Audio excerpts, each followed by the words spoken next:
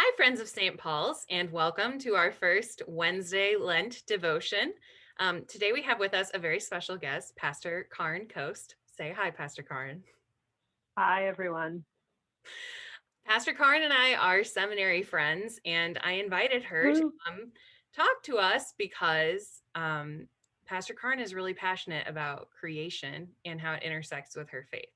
So I asked her a few questions, and she decided that she wants to tell us a story about a time that she experienced God in creation, and then just share a little bit about how creation and nature are important to her and her faith and ecology. So take it away, Pastor Karyn.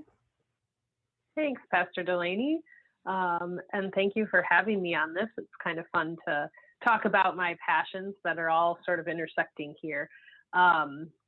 So today I chose to tell a story about camp.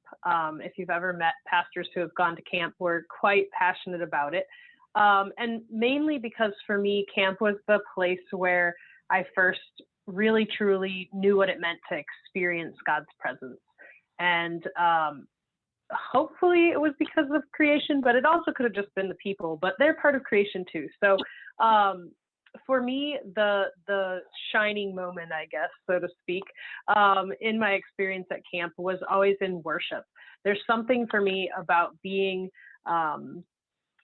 in worship outside where you can hear the birds singing and you can hear animals rustling in the trees, and you can be by a lake if you have a lake at the camp you're at, or wherever your setting is. But for me, it was a sanctuary that had kind of a stadium seating and an altar in front and a lake on the side and huge tall trees. And so you kind of just felt enveloped in creation. And the experience of God for me was singing the song Sanctuary. I don't know if you all know that, but it's probably by far it's a classic. It's a classic camp song, and it's one of my favorites. And we were singing that, and the words just kind of came alive that God was preparing me to be a sanctuary, which is kind of weird. Like, I don't view myself as that, but there's something about God preparing us and being a part of this creation at that moment, and recognizing that while we're worshiping, I'm with all of God's creation. And so you get back to that Genesis story. That's one of my favorites, and sort of forms my faith and my ecology, talking about how God created all of the different pieces of creation and brought them together. And so then to worship together is really a great experience. And so then that kind of that story pushes me to be one who takes care of the environment. Certainly I'm not perfect. I don't do a wonderful job, but I like to implement little practices here and there as I hear about them to start caring better for our creation. And education obviously is key. But one thing I try not to do is use plastic.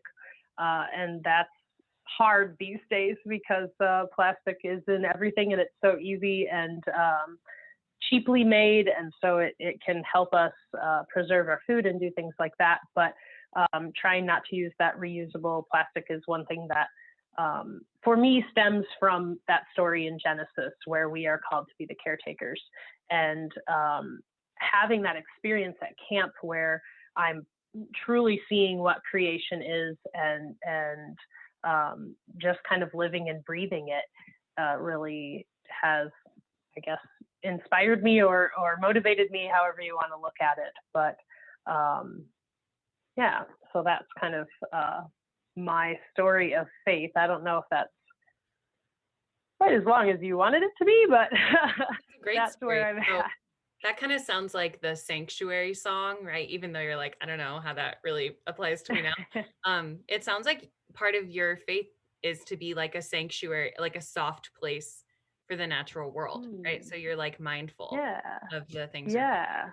Why don't you use, or why do you try not to use plastic? For people who haven't explored that, like, what is it about plastic that isn't great? Yeah. So plastic never really, I mean, I shouldn't say never.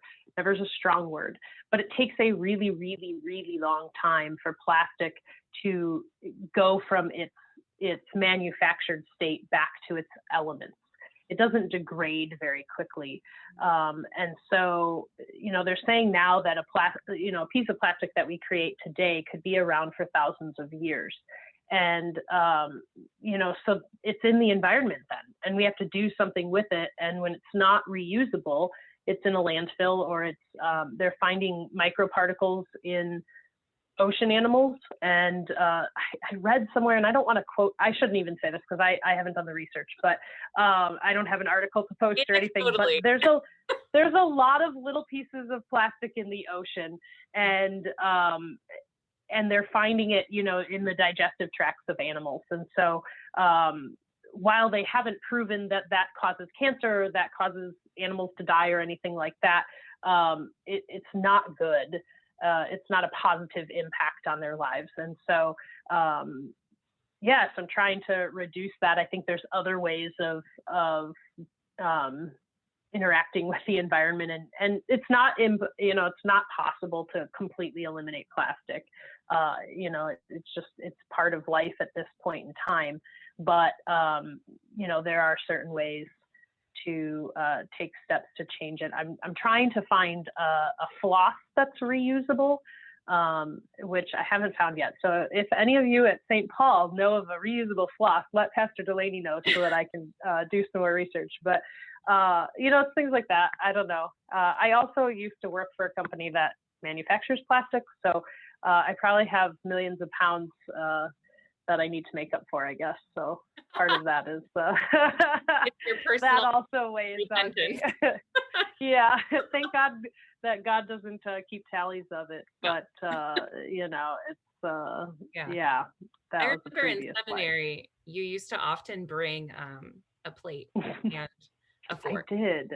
Yeah. With paper plates, you could always count on Karyn to bring her own stuff. And I haven't gone anywhere.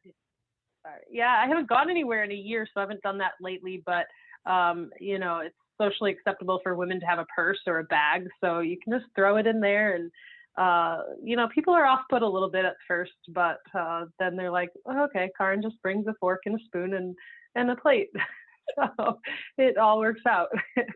But so some of them are a little weird, but it's not weird. Things. You're just trying to do an intentional thing in response to God's grace, which is what our creation is about.